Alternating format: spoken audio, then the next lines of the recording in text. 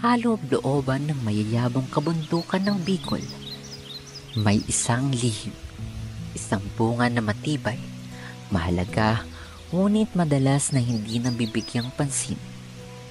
Ang pilinat, isang biyaya ng kalikasan, isang simbolo ng tibay, at isang mahalagang kabuhayan para sa maraming Pilipino. Ngunit sa likod ng malinamnam nitong laman at mayamang lasa, ito ay may mas malalim na kwento. Kwento ng pagsubok, sakripisyo at pag-asa. Bakit ang isang mani na kinikilala bilang sagana sa sustansya sa mundo ay hindi paganap na tinatangkilik sa sarili nitong bayan? Bakit hindi alam ng marami ang tunay nitong halaga? Ito ang hindi pa naisisiwalat na kwento ng industriya ng pilinat sa Albay, Bicol.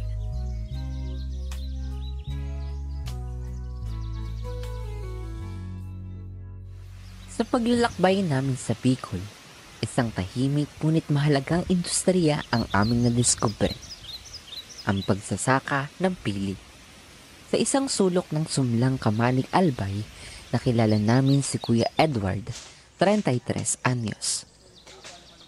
Ilang taon na po kayong ng pili? Bali po mga 5 taon na po. 5 taon. Bali, pwede nyo po bang ibahagi kung ano yung karanasan nyo dito sa pagkukuha ng pili? Medyo po medyo mahirap pag umakyat ka ng pataas sa puno kasi pag medyo maulan, medyo madulas siya. So ano po yung pangunahing hakbang sa pagkukuha dito ng pili at saka kung ano po yung mga hamon nyo dito sa Sa mga ganyan po mga yan, dapat kasi pag umakyat ka dyan, dapat talagang siguradong hindi madulas yung akit nun. Tapos yung pipilit mong yung mga pili niya, medyo yung kulay itim na. Bilang magsasaka po ng pili nuts, nakakahanap po ba kayo ng mamimili dito sa industry? Opo, marami po ang bumibili ng pili. Kasi po, yung pili po natin dito sa Bicol, in-export po yan pupuntang Manila hanggang sa ibang bansa po. So gaano po pakinabang po yung pagsasaka ng pili nuts sa mamimili?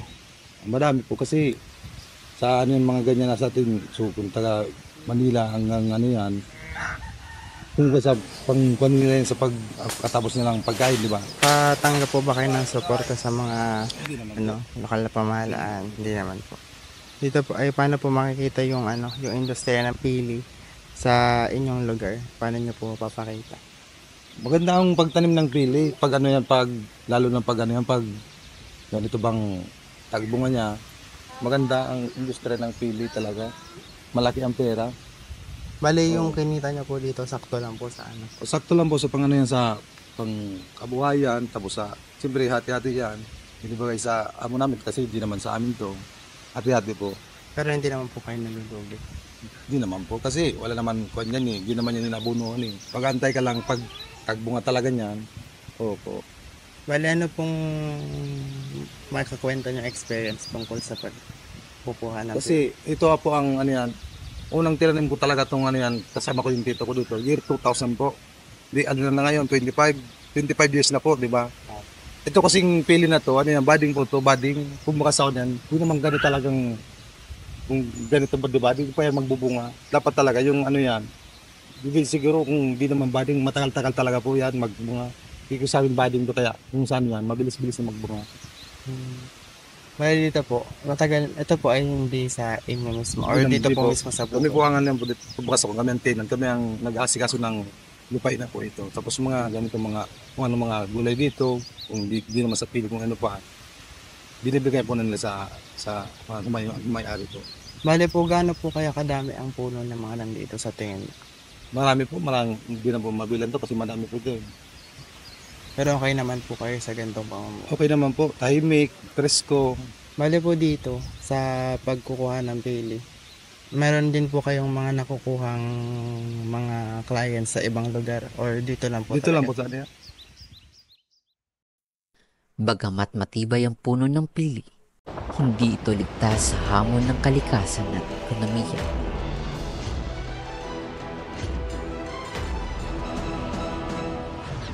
Saklolo sa gitna ng dilim at malakas na ragasa ng lagpastaong baha. Ngunit ang tanong, gaano nga ba natin nauunawaan ang potensyal nito? mahalaga po ang pilinat industry dito sa Albay. Lalo-lalo na alam naman natin kilala ang Bicol region sa pilinat. Ano? At isa pa, ang pilinat kasi parang endemic. Sa Bicol lang matatagpuan.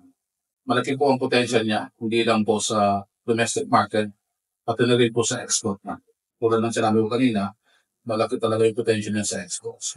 So, ibig sabihin po, malaki po ang demand, international demand ng pilinat. Marami ring studies na nagsasabi na mayroong mga health benefits daw itong binibigay. Subalit, kakibat ng demand na yan sa international market, yung supply, nagiging problema ng production kasi sa lumalaki ang merkado, so dapat yung supply matugunan niyo yung demand. So, isa po yan sa mga malaking hadlang ngayon sa paglaki ng benta ng ating pilinat. Bagamat mayroon po tayong export mga revenues na nakukuha, pero dahil nga po sa kakulangan ng supply ng pili, hindi po lahat ng demand sa international market ay natutugunan. Sa DTI po, ang DTI po kasi talagang mandate namin is marketing lang naman, marketing and promotion. Okay, pagdating po sa produksyon ng pilinat, ito po ay mandato po ng Department of Agriculture. Kaya po kami sa DA at saka DTI, lagi po kaming coordinate para po maibahagi namin kung ano ba yung mga high value katulad nga ng pili sa international market. Para yung DA naman, guided sila kung ano yung mga promote nilang mga agricultural products na malaki ang demand sa exports. Kaya ito pong DA, sila po yung sa production side. Kami naman, dito na ang tulong naman namin binibigay dito sa mga farmers o dito sa mga nagnegosyo ng pilinat, yung patuloy namin pagbibigay ng mga impormasyon, lalong-lalo na po sa international demand, ang market demand. Unang-una dyan, yung aming tried and tested na ginagawa sa DTL ay yung pagsali o pag-organisa ng mga trade promotion or trade fair. Kasi yan lang naman ang plataforma na para ang produkto at yung MSME makahahanap ng buyer. But mayroon po tayong local na trade fair at mayroon naman tayong international trade fair na sinasalihan. At sa DTI po, mayroon po diyang SITEM, sila po yung in-charge talaga sa pagsali ng mga trade fair. At mayroon pang opisina sumasali dyan sa mga trade fair nila. So yun po ang binibigay naming tulong sa kanila para makilala sila at makahanap ng buyers, institutional buyers. Alam niyo po yung pilinat, hindi lang po siya sa food, di ba? Meron na rin nalaman ko, maraming uses din yung pilinat. Katulad na yung elime oil pala, ginagamit na rin pala yan sa perfume. Okay, sa paggawa ng perfume. Kaya malaki po yung international yung demand yan. At hinihikayat na rin namin ang mga farmers na patuloy na magtanim po ng pilinat dahil nga po yung demand na to sa international ay palaki ng palaki. Meron kami dito ng asosasyon dito sa Bicol, yung OKD Association, Orgulyo Can Bicol. Ngayon, itong OKD ay gumawa po ng parang collective mark ng pilinat. Ito pong collective mark na to, ibig sabihin, pag ikaw po ay gagamit ng collective mark na yan, makuproteksyonan po yung Region Bicol na sa international market. Ibig sabihin, yun po ay marketing tool na para po ma-promote lang yung pilinat, but at the same time, na yung pilinat ng Bicol region ay nakikilala sa buong mundo na yung kanilang binibiling pilinat ay galing talaga sa Bicol. Kasi alam naman natin, yun nga, yung pilinat endemic po dito lang sa ating region, particularly sa Albay at saka Sorsogon at marami pang narating na probinsya ng Bicol region. So yun po yung namin, yun po yung ginagawa, ikipagtulungan kami sa private sector, sa mga MSMEs, kasi dapat kasi ito tulungan hindi lang po government effort to, kailangan nandiyan po yung private sector at yun nga, yung OKD Association, gumagawa ito ng sinasabi ng collective mark. Alam ko po, ongoing po ito ang paggawa nito, yung guidelines nito, paano po mabigyan ng karagdagang marketing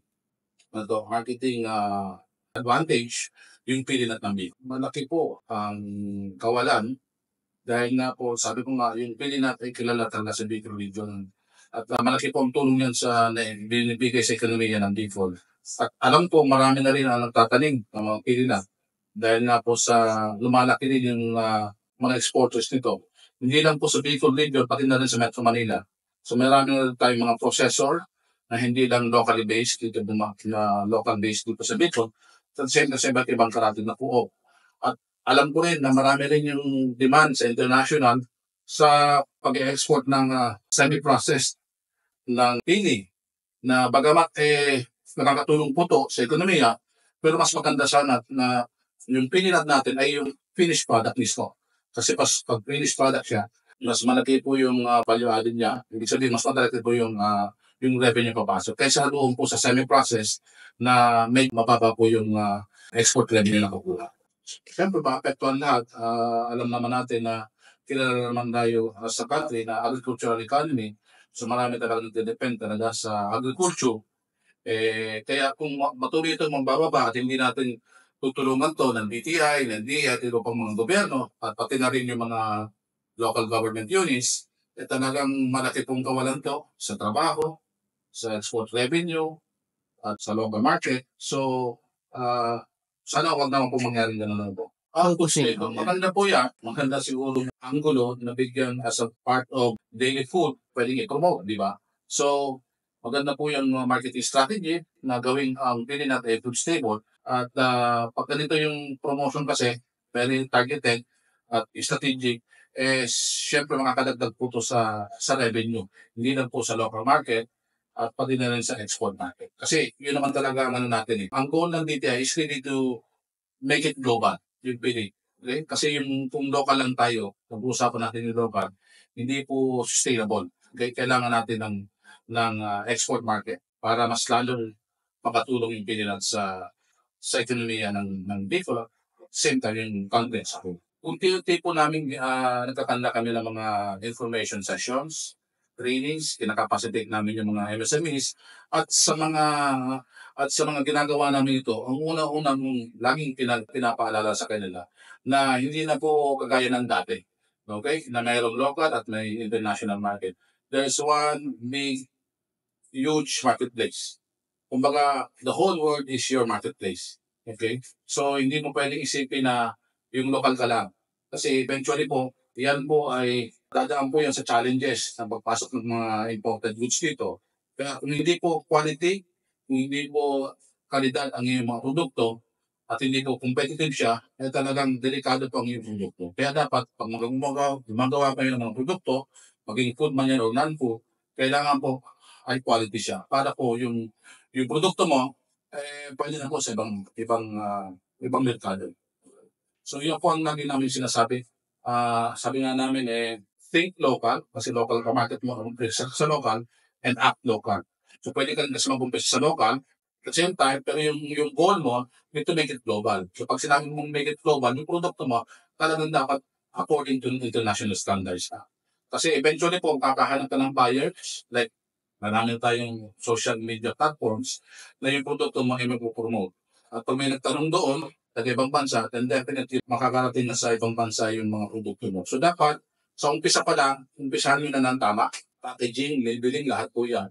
Dapat according po to international standards. So sa amin po, sa dito, bukas naman ang aming opisina. Kung gusto nyo pong magnegosyo at alamin kung ano pa yung mga pwedeng malaking demand sa exports, nandiyan po ang opisina namin, bukas po. Pwede po kayong tumawag, pwede po yung dumurog sa aming opisina.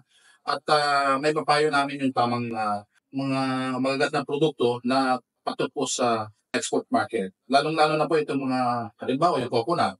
Lahat po yung coconut po anything na produkto ng coconut talaga po may export market yan. Aside from pili na po. Sa tamang suporta, maaaring maging bilyong piso ang industriya ng pili na. Ngunit, handa na ba tayo? Sa aming paglalakbay sa Bicol, natagpuan namin ang isang tahimik ngunit makabuluhang bahagi ng industriya ng pili na. Ang kamay ng walang sawang bumabasag sa matitigas na balat nito. Dito sa Kabaangan, Kamalig, Albay ay nakilala namin si Kuya Nido, isang 60 anyos na eksperto sa pagbabasag ng pili nut. Sa bawat hampas ng kanyang bolo, maririnig ang tunog ng taong-taong kasanayan. Mula sa kaniyang magagaspang na palad at matiyagang galaw, makikita ang dedikasyon sa trabahong minanapan niya sa kaniyang mga ninuno.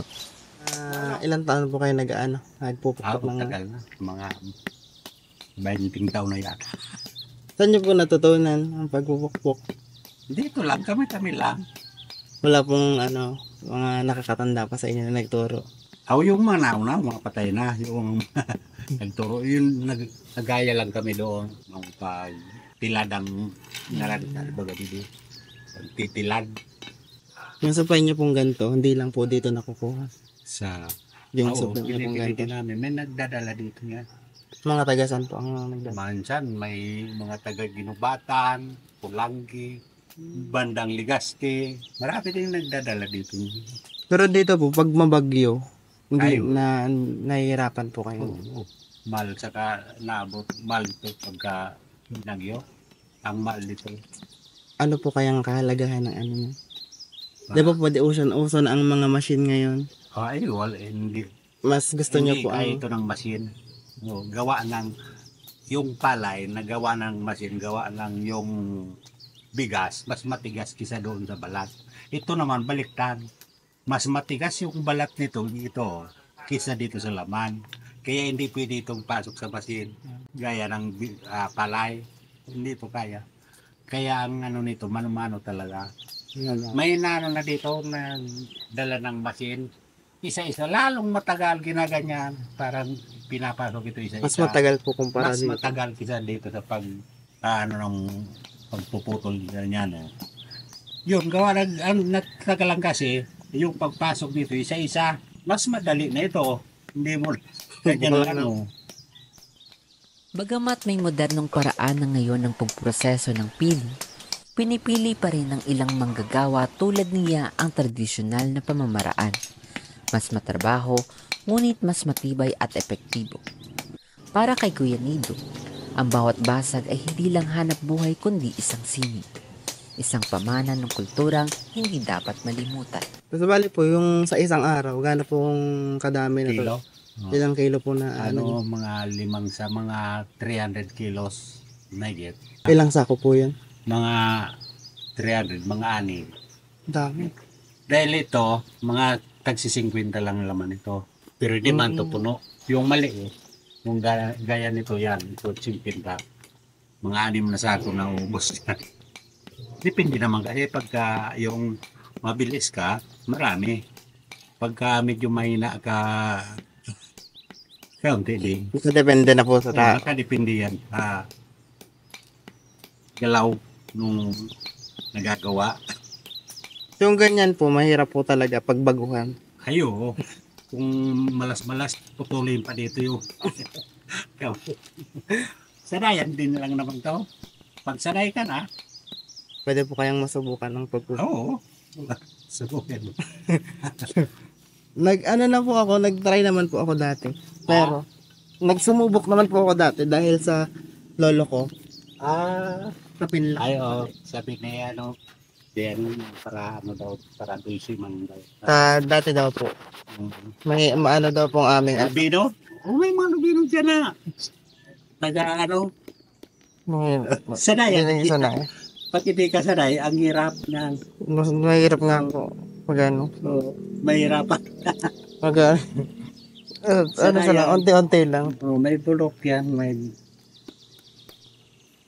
Pag hindi ka sanay, abutin ka ng siyab-siyab.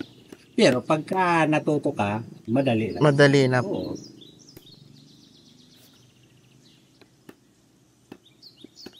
Ano po kayang tips nyo? Pag ano? Yung tips nyo po para magbukbuk ng Makulit. maayos.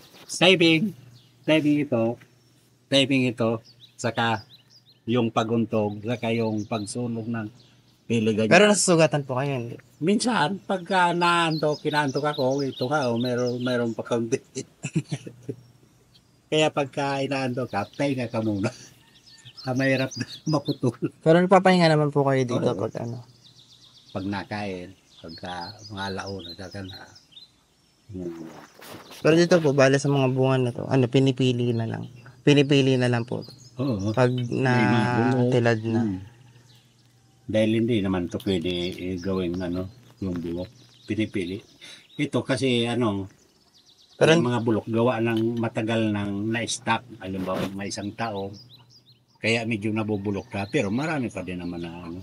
pero ang supply niya pong ganito, hindi naman po nagtatagal na isang taon ng Ay, Tambak. pagka maganda yung pagkabilad. Kasi yung iba kasi na nag-stock nito, hindi naman maalam sa pagbilad. Dapat ito, pagka naalisan mo na ng balat, ibilad mo agad. Huwag mong i-stock dyan na sa gilid lang na gawa pagka ano yan, pagka basa pa yan, nabubulok. Eh, hindi gaya ng nabilad na, yung pag mga 3 araw yung binibilad, ay matagal lang ano yan bago mabulok. Naabot nga yan ng 2 taon. Pero maganda na po ang yung loob nun. proseso mo. maganda na po ang nasa loob Oo, na oo. bunga. Ano ba? Matagal pa tinatira. Pero pagka matagal mo ibilad, naka-stack muna dyan sa tabi, ay, kaya ito nabubulok. Kaya murang bili nito, gawa na ng may mga bulok. Yung ganyan lang naman ang pag-ano ng pili. Pero minsan po, nalulugi mo kayo sa ganito. Pag, Oo, gawa na minsan may mga bulok talaga. Hindi mo naman masisili. yung halos pong buong sako. Ay, hindi naman nabubuo yan. May ano din naman. May mga bulok-bulok din naman. Eh, pagka may mga bulok, bibili mo mura. Hindi gaya ng magandang pagka-proseso. Maganda yung kinalalaban ko na. Saka matagal nasira yung. So yung presyo po ng isang ganito, magkano?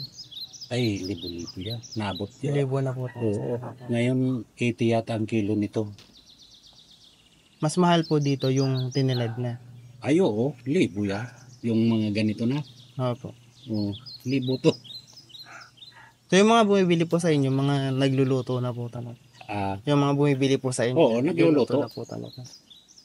May mga lubino ang nabili dito. Yung mga taga dyan sa Kamali. Kamali.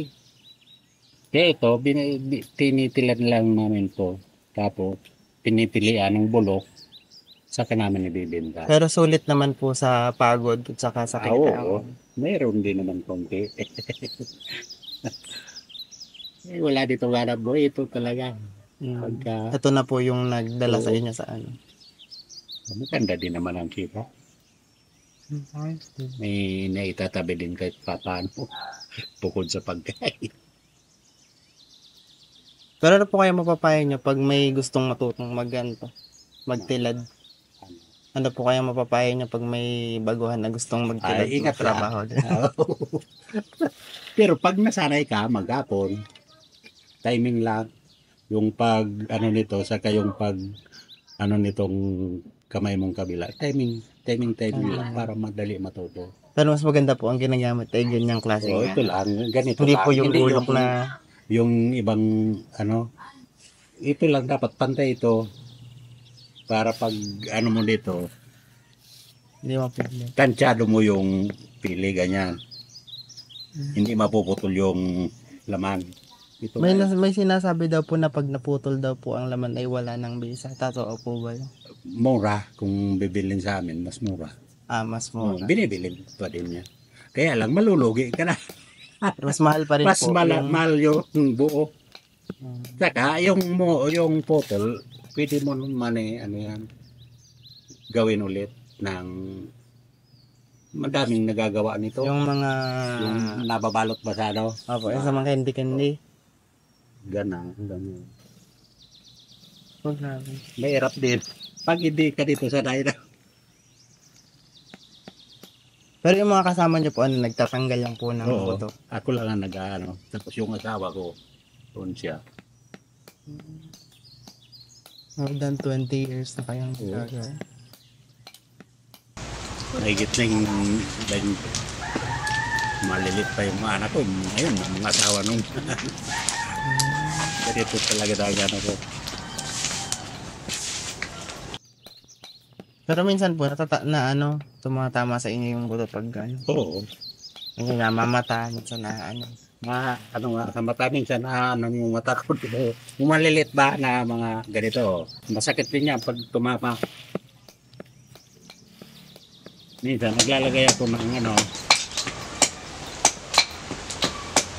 protect yun sa mata. Mas bali, mga yung mga kasama niyo po dito, kamag-anak nila. Oo, mga kapitbahay ko na dyan lang sila. Pero kayo lang po lang nagtitilad. Oo, Tinutulungan lang tapos po. yung asawa ko. Yung balat po nito, saan niya dinadala? Kinakain din. Balat po. Oo. Ito pong may sumbot. May balat pa yan. Hmm. Kinakain din, kaya lang wala nang yung bunga niya, nalaganin pa. Hmm. Pag naitim na yan, itim na, yung bunga niya, yan, pwede mo na kunin yan. Pero yung buto po, napapakinabangan din. Yung itong... Oo, panggatong yan sa, dinadala sa Legazpi Oil, yung gilingan ba ng kopras, ginagawang panggatong para maging mantika. Ano po yun, kada oras, halos nakakaubos kayo ng isang Hindi, tako. 2 oras. 2 oras ang isang tako. 2 oras. Minsan nga, mga alas 3 pa ng gabi, na ako na, ilaw la. Pero para hindi maagad. Kasi pagka umaga na ako nito, naagad nila. Bali po, ano oras po kayo nagtatrabaho? Simula hating gabi hanggang... Ako mga alas 4 lang, nagpapahinga na. Nas pagkatapos po, kinabukasan na ulit. Oo, kinabukasan. Nagtama po, ang dami pang doon sa... Oo. Diyan, meron pa din sa Ano po yun, ang pagpapadala po sa inyo, mga madami ng sako. Pag dinadala sa inyo yung gano'n. Oo, yung mga isang jeep, dadalhin dito. Tsaka pag harvest, marami na dala dito. Mga dyan lang, pataas yan, madaming pili dyan. Pero ano po kayo masasabi niyo sa mga tao na hindi alam ang pili? Kasi marami po ata hindi nakakaalam. Itong pili, sa amin, malaga ito, gawa ng dito. Anak buhay natin na Bicolano. Dito lang sa Bicol itong meron. No. Ito, importante sa amin, gawa lang dito kami nabubuhay sa pili. May nakapagtapos na po. Meron na rin. Yung 4 kong anak na sa Tomas, Batangas, na doon na rin sila. Nataguyod niyo po dahil dito. Oo, sa pili. Importante itong pili dito. Kasi po marami pong hindi nakakaalam din. Oo. Meron nga pong puno ng pili sa Laguna pero hindi po. Hindi alam. Hindi nila alam kung anong proseso o kaya anong klaseng pagkain ang pili. Pero dito po sa inyo madaming puno o yan lang po. Kung marami dyan, lalaki pa na dyan. Doon sa dulong doon. Kaya lang matataas na. Hindi na po kayo nakakita. Hindi na. Ito lang, kaya ito, hindi mababa yan. Ang sunod ko sunod namin kakausapin ay yung mga nagluluto. Ayog doon. Doon po sa Hanapin mo lagi dyan si Nubino rin ang mga na nagluluto. Yun nga, doon. Sabi ng tatay niya, yung mga daw nila. Nangangamoy na nga eh. Dyan? May nagluluto din po. Ano po ba yung binibenta din po na? Sa aming pagbisita ay natunghayan din namin ang anak ni Kuya Nido na abala sa pagluluto ng pilinat gamit ang isang maliit at tradisyonal na lutuan. Sa bawat paghalo niya sa mainit na kawali, kitang-kita ang kanyang kasanayan, isang kaalamang na ipasa mula sa henerasyon ng kanilang pamilya. Ang usok na bumabalot sa paligid at ang amoy ng nilulutong pili ay nagsasalaysay ng isang tradisyong patuloy na isinasabuhay. Sa likod ng malutong at mamantikang pilinat na tinatangkilik natin, mayroong mga kamay tulad ng kay Kuya Nido. Walang pagod, puno ng dedikasyon at patuloy na nagbibigay buhay sa isang industriyang sumasalamin sa kasaysayan. Ang tibay ng pili ay hindi lamang sumasalamin sa katatagan nito bilang isang produkto, kundi pati na rin sa tiyaga at husay ng mga eksperto sa pagbabalat nito. Tulad ng matigas na balat ng pili, ang kanilang kasanayan sa paggamit ng bolo ay bunga ng taon ng pagsasanay at dedikasyon na nagpapakita ng kanilang mahalagang papel sa pagpapanatili ng industriya ng pili. Sa isang tahimik na sulok ng Barangay 1, Poblasyon Kamalig, Albay, Isang simpleng tindahan ang bumubuhay sa tradisyong matagal nang umiiral sa Bicol, ang pagbebenta ng mga lutong pilinat.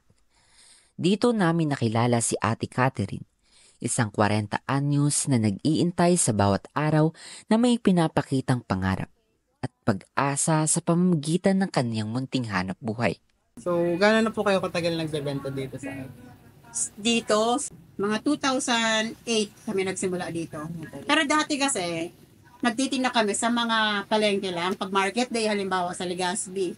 Tapos dati, ang mga paninda namin, sampalok, pulboron, konserba, mga ganon. Kaya lang, sa katagalan na isip na, balik ko na lang ulit yung pili nuts. Kasi ito, ang unang nag-aral nito, yung mga lola't lola namin. Kaya yun, naisipan na mag-iba ng ito na lang, nag-pili nuts na lang kami. Pwede niyo po bang may bahagi kung ano yung hindi niyo malilimutang karanasan habang nagbebenta ng Pilinuts dito? Dati kasi, ay kahit pala ngayon, hanggang ngayon, nagtitinda kami sa Manila, sa mga trade fair. Ang nakakaano lang minsan doon, yung bibili sila, tapos hingian ka ng sukle, pero wala pa palang bayad. Tapos minsan, madaming nag-free taste, pero walang bumibili. Yun yung mga doon. Maraming. Oo. Paano po napasok yung pagnenegosyo na ng Pilinuts? Yun na nga. Dati naman kasi na gumagawa na yung mga lola't lola namin noon. Kaya lang nahinto lang din.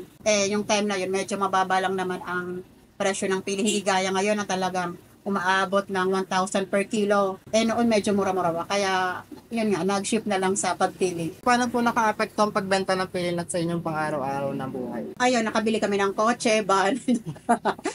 Hindi, syempre, nakapagtapos kaming 4. Yung 3 sa Aquinas, UST ngayon, tapos yung isa sa BU. Yun yung magandang noon, naging epekto sa amin, napatapos kami. Ano po yung mga hamon mo na hinaharap sa pagbebenta na ito? Yung, madaming kompetensya na, tas yung iba mga mura ng mura, lalo yung mga nagbebenta sa bus, ang mumura rin. Pero syempre, yung quality naman. Dito sa amin, medyo mahal, pero talagang mga naman, quality naman. So, pwede Yun po, yun yung mga madami nang gumagawa din, mga kompetensya. Hindi gaya noon, na konti lang yung gumagawa ng pili. so, pwede po ba kayong magkwento tungkol sa kung paano to sumikat sa inyo? Yun nga, tiyaga lang talaga. Tapos kami, nag-trade fair. Tapos naging member kami ng, gaya ng DTI, FBA.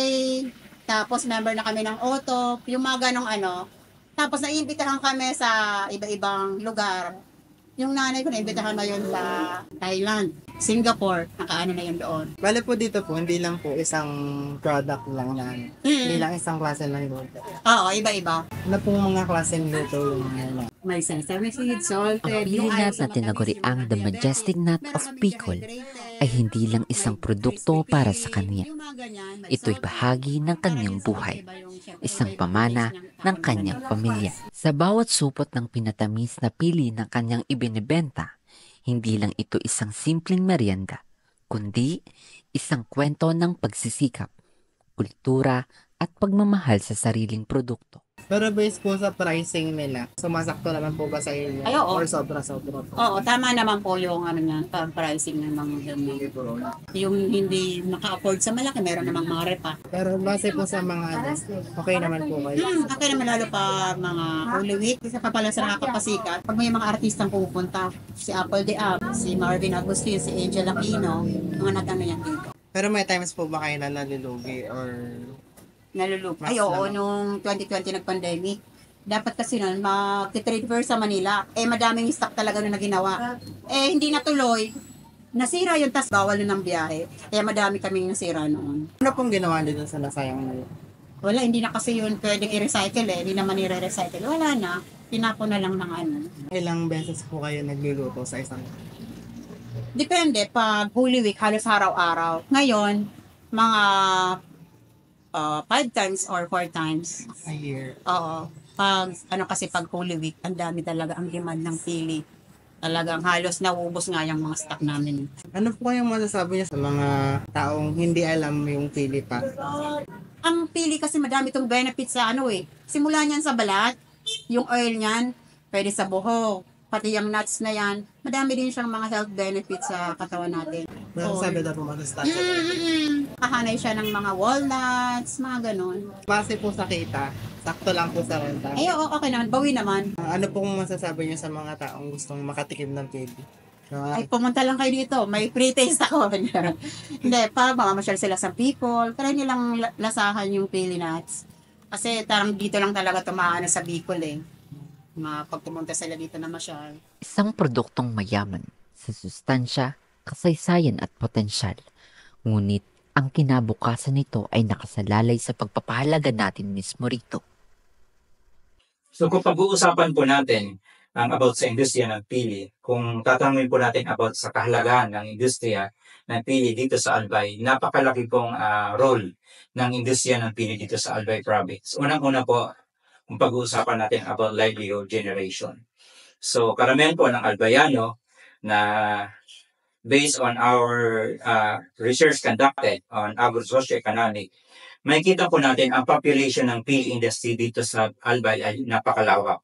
Kung bibigyan ko po kayo ng statistics, kung pag-uusapan po natin ang Albay Province as of December 2024, we have a total number of pili trees around 140,652. Nandun na po ang mga bearing trees natin na around 74,138 and non-bearing trees na 66,514. Kung bibigyan po natin ng pansin ang industriyang ito, pwede po itong makapagbigay ng around 4,448.84 metric tons na pwedeng i-contribute po sa ekonomiya ng Albay. So makikita po natin ang mga pili trees ay nakatanim po sa 18 municipalities ng Albay. Nandiyan po ang Tabaco, Tiwi, Malinaw, Bakakay, Santo Domingo, to name a few. Yan po ang 18 municipalities na mayroong malawak na taniman ng pili. So, kung pag-uusapan po natin kung gaano kahalaga nga ito po ay mabibigay ko ng figure around 60 to 70% ng economic development para sa Albay para mag-contribute po sa local economy ng probinsya ng Albay. Mayroon po kami tinatawag na land use index kung saan yung mga possible potential areas na pwede pa nating pagtaniman. Ang ating pili trees ngayon, ang nire-recommend natin na plant spacing na pagtatanim is 10 by 10. So in between po nito, para ma-maximize, we need to diversify. So ang unang pinapromote po natin is intercropping. Papasok dyan po, pwede tayong magtanim ng vegetables or other fruit trees na habang hindi pa po namumulaklak or namumunga ang ating main crop na pili tree, mayroon na pong pagkakitaan ng ating mga farmers. Nandyan po ang aming promotion ng organic farming. Pag sinabi natin pili, pinapromote po natin to sa export market as organically grown. Kung pag-uusapan po naman natin ang pili nut processing, the High Value Crops Development Program, doon po talaga nakafocus ang pagbibigay ng intervention sa ating mga farmers, farmer co-ops, and association para mas lalong lumaki ang industriya ng pili dito sa Albay. Pinapakilala po natin to sa mga local association natin para mabigay sa kanila ano ba ang hinihingi ng export market. So direct market po tayo. With regards naman sa local market, hindi namin po yun pinapabayaan kasi po may mga local processor po tayo dito sa Bicol para ma-develop po ang industriya ng pili. Nandiyan po ang government agencies with regards on crafting agricultural policies. Pinag-uusapan na po natin kasi ang export, marami na po tayong standards na sinusunod. So dapat po may polisiya to protect the industry, to protect the farmers, and to protect the buyer and the seller as a whole po. Mayroon po kaming mga challenges na kinakaharap sa pili industry. Unang-una po dito, parang tinatawag namin ang Bicolana is typhoon friendly na. Halos ang buong taon, 4 or 6 na bagyo ang bumibisita sa Bicol region. Pag nalalamog po ang pili natin, the following season, makikita nyo 30 to 40% increase. So parang nandun na sa natural standard ng pili na pag nalamog ang pili po, the following season, maganda po ang production niya. So the effect, may advantage or para may magandang resulta pag bumibisa rin bagyo sa amin. Pagdating naman po sa, pinakabunga nito, na marami pong potential as food. Nandiyan na po ang pili candies, lahat na po. Yung mulido, yung glazed pili, lahat ng pasalubong. Pinapakilala na namin po ng Bicolano or the pili industry na ang pili is organically grown. Actually, tama po yon. Kasi kung makikita nyo po sa baseline data namin, 70% ng aming population or ng mga old or bearing trees natin, may natin sa bundok. So, yan po hindi tinanig. Wala pong nag-cultivate yan, kusang tumubo yan sa forest area ng Bicol, sa mga bulubundukin, na wala pong maintenance. So, talagang Kung tatanungin tayo, organically grown ba ang pili po? Yes po. Wala pong ginawa yan ng pag-aabuno, walang fertilizer, wala pong ini-spray yung mga chemicals just to maintain the pili tree itself. Then, ang kinaganda po nito, na kahit nga po bagyuhin ang Bicol, may kita nyo po, ang pinaka-oldest tree natin, kung hindi po nagkakamali, nagkaroon po kasi kami ng parang ginalugan po natin ang ating mga kabundukan, may nakita po kami sa Kamalig Albay na 200 years old na pili as hanggang sa ngayon po namumunga pa rin. Kaya po ang pili po is parang po pang lifetime na pag nag-engage po tayo dito habang buhay and mga susunod generation magkikinabang po nito. Yung nuts niya, ang dami palang gamit. Kaya nga po, sabi ko, ang export ng nuts ngayon naman mayagpag. Kasi health-wise, nakita ng ating health conscious na ang dami palang pwedeng idulot ng pagkain ng nuts, ng pili sa kanilang katawan. Then culinary tourism, nandyan po, pag sinabing ngayon, marami na po tayo ngayong mga menu or na pinopromote out of pili or pili base. Ang R&D component po ang Research and Development Extension, andun po ang tulong ng DA. Ang unang-una pong pinopokus namin yung varietal improvement. Pag mabigkasin natin varieties, elite po to, talagang selected po namin to. Pero kung makikita niyo po, mayroon na po kaming bagong latest na brochure na nilabas. Andito na po lahat ng pili varieties natin. Yung information, gaano kalaki ang size ng kernel. Lahat po ng information, nandito na po sa aming bagong brochure na nilabas. Ngayon pa lang pong 2025. Nagawa po namin ito last year. Then ngayon pa lang po pinamamagi po natin. Andito po lahat. Then regarding sa post-harvest, may mga R&D component, then product innovation. Lahat po ito ang tulong para po yung potential talaga ng pili industry, mapalawak natin, then maka-attract po tayo ng more foreign investor na maglagay or tumaya dito sa industriya. Ang pili industry po nangangailangan ng malaking kapital. So ngayon po, pinag-aaralan natin paano po ma-link or ma-access ng ating mga pili farmers ang credit facility para matulungan po sila, mabigyan ng additional capital, and paano po sila yung pinatawag natin na magkaroon ng training on financial literacy para po yung industriya talaga mag-boost po, lalong-lalo na po natin yung nasa grassroots level natin ng mga pili farmers. So yun po ang kabuuan na nakita natin na ang potential ng pili, hindi po pang local, ngayon po na-open na po natin ang export market. Maraming salamat. May pag-asa sa hinaharap. Ngunit sapat ba ito? Makakamit ba ng pilinat ang tamang pagkilala sa agrikultura ng Pilipinas? Ang pilinat ay hindi lang isang produkto. Ito ay ating pamana, ating kabuhayan at ating kinabukasan. Ngunit ang tanong, pipiliin ba natin itong pahalagahan? Panahon na upang linangin hindi lang ang puno ng pili, kundi pati ang kamalayan ng bawat Pilipino. Pili para sa Pilipino, dahil ang pinakamaganda sa ating bayan ay para rin sa atin. Huwag hayaang ito'y